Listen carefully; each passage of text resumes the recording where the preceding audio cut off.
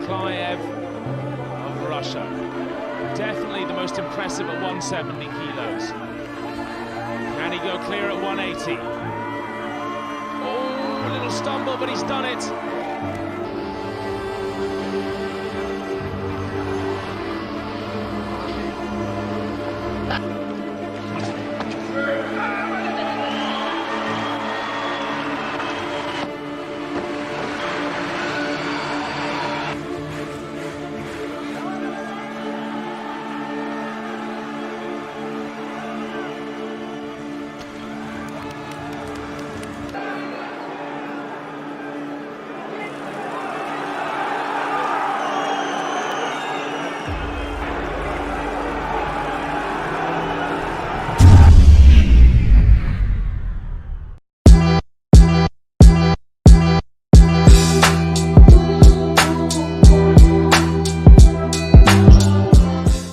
What's good, guys? It's Khalil Jamar. Hope that all is well with you guys. If this is your first time on my channel, welcome.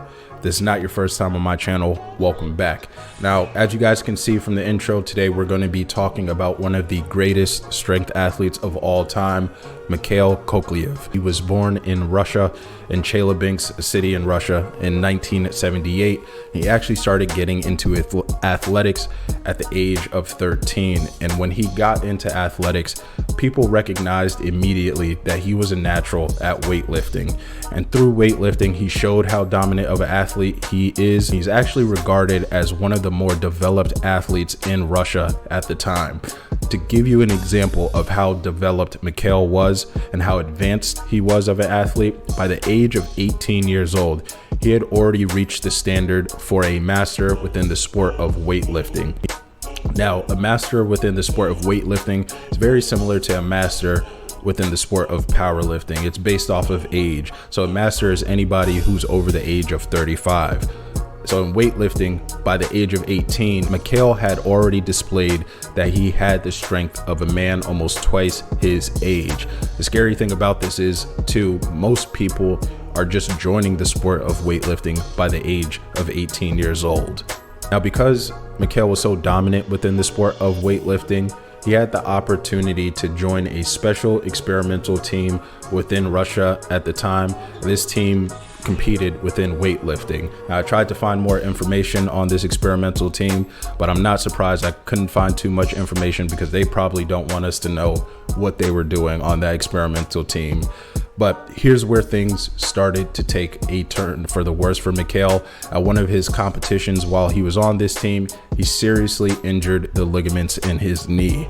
And this led him to having to take a year off from weightlifting in order to rehabilitate his injury. But this didn't stop Mikhail's desire to become a dominant weightlifter and strength athlete.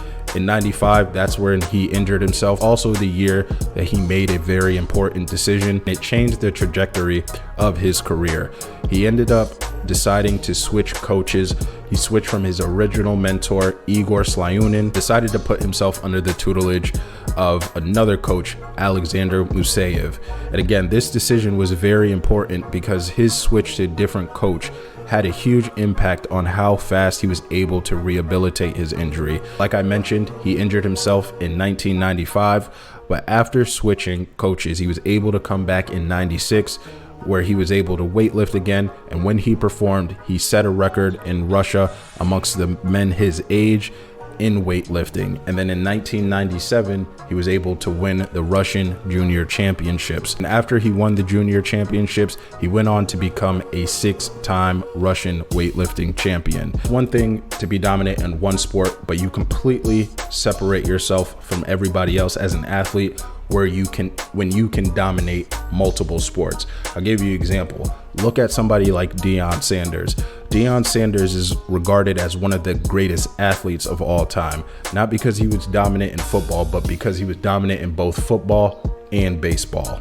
This is part of the reason Mikhail is regarded as one of the greatest strength athletes of all time, because after he went, because after he showed how dominant he was in weightlifting, he also showed that same dominance within powerlifting. What I mean by this is Mikhail became one of the first people to total over 2,000 pounds within the sport of powerlifting. He didn't do this once, but he did it 3 different times. In 2008, he totaled 2,149 pounds at a meet in his hometown. He did this by squatting 790 pounds, bench pressing 410 pounds, and then deadlifting 893 pounds. Now, the second time he totaled over 2,000 pounds was in 2012 at the European Championships, the Pro Open, where he squatted 749 pounds, bench pressed 496 pounds, and then deadlifted 881 pounds. He didn't perform as well as he did the first time, but he did make it back up the third time that he totaled over 2,000 pounds. The third time he totaled over 2,000 pounds, he was able to hit a total of 2,221 pounds. Now, the crazy thing about this is he did this the same year, the second time he totaled over 2,000 pounds. And even though it was the same year, somehow, some way, Mikhail was able to increase his total by almost 100 pounds in just the span of 8 months. He did this back in his hometown. Again, this is the third time he totaled over 2,000 pounds, and he did this by squatting 793 pounds, bench pressing 507 pounds, and then deadlifting 920 pounds. What I really find impressive about this is the third time he totaled 2,000 pounds, it looks like he only took 1 attempt on each of his lifts. So he only squatted 1 time, he only bench pressed 1 time, and he only deadlifted 1 time. Most of the time at a meet, you have 9 chances to attain the highest total possible. Now, when you only take 1 attempt, you're decreasing your chances of getting the highest total possible. That didn't matter for Mikhail. Again, it shows the type of athlete he was. He probably knew he only needed 1 shot at each lift to really prove how strong of a powerlifter he is. At this point in his career, Mikhail Koklyaev has already proven that he's pretty much a well-rounded strength athlete. He's already dominated in weightlifting. He's pretty much dominated in powerlifting. Now he takes his chances at strongman. While Mikhail may not be regarded as one of the best strongman that has ever lived, he still is a very accomplished one. He's a 7-time Strongman Champion League winner. He won in 2008 in Finland, 2009 in Serbia, 2009 in the Netherlands, 2010 in Germany and Finland once again, and then 2012 in Poland. And then he brings it back home in Russia, and he's able to win the Strongman Champions League in Russia as well. He also came in first at the WPC Raw European Championships, and I believe this is what qualified him for World's Strongest Man in 2012. Unfortunately, he didn't place. He qualified, but he was not able to place at World's Strongest Man in 2012. But he still was able to compete at World's Strongest Man. His best performance, he was able to place 3rd at 2010's World's Strongest Man, losing to 2 of the greats within the sport, Zydrunas Savickas as well as Brian Shaw. He also made his presence known at the Arnold Strongman Classic. Again, never came in first, but in 2006, he was able to place 3rd. In 2008, he was also able to place 3rd. And then in 2013, he placed 3rd as well. So he never broke the top 2 spot, but he was able to take home 3rd place 3 different times at the Arnold Strongman Classic. Now, Mikhail is not just regarded as a great strength athlete, but one of his biggest strengths as a strength athlete was his deadlift. There was weightlifting, powerlifting, or strongman. He was known as being one of the best deadlifters for his time. As a strongman, he was able to deadlift 931 pounds. And on the Hummer tire deadlift, which is the deadlift where there's 2 big tires on each side, he's able to deadlift 1,016 pounds. This made me wonder, looking at these numbers, whether or not Mikhail, if he really focused on deadlift and only that, could he have even broken the deadlift record before Eddie Hall did? You guys let me know what you think about that in the comments section. Even though he has an illustrious career and a lot of achievements within sports that have to do with strength, you see this with very high level athletes. You could look at John Jones, for example. He did have some struggles outside of powerlifting, weightlifting, and strongman.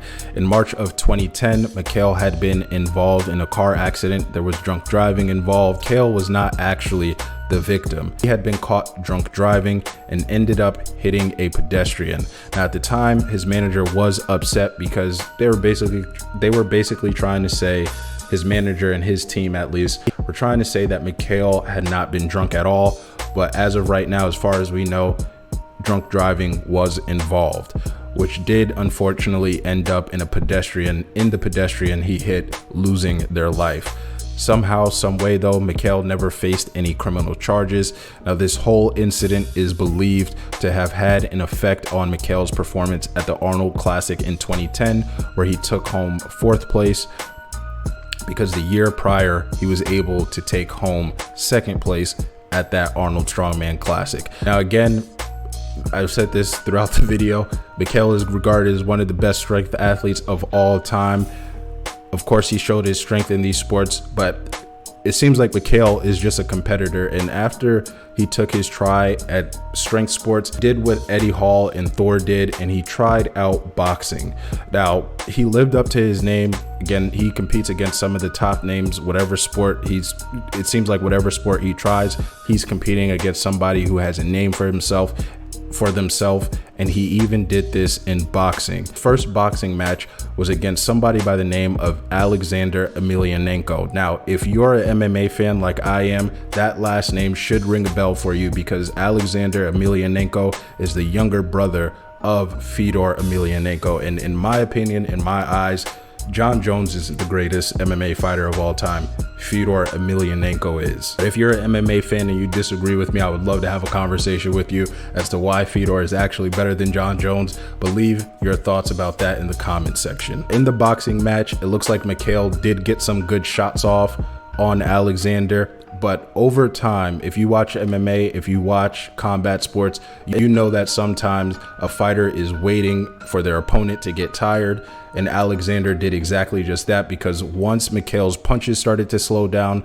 once they weren't as accurate, Alexander put him to sleep immediately, sent him straight to the canvas. Even though he lost that fight, the fact that he fought against somebody with one of the greatest names within combat sports is a testament to who he is and who he's always been, a high-level competitor. He did fight again, but he did not fight against somebody with a huge name. He fought against a blogger by the name of Artem Tarasov.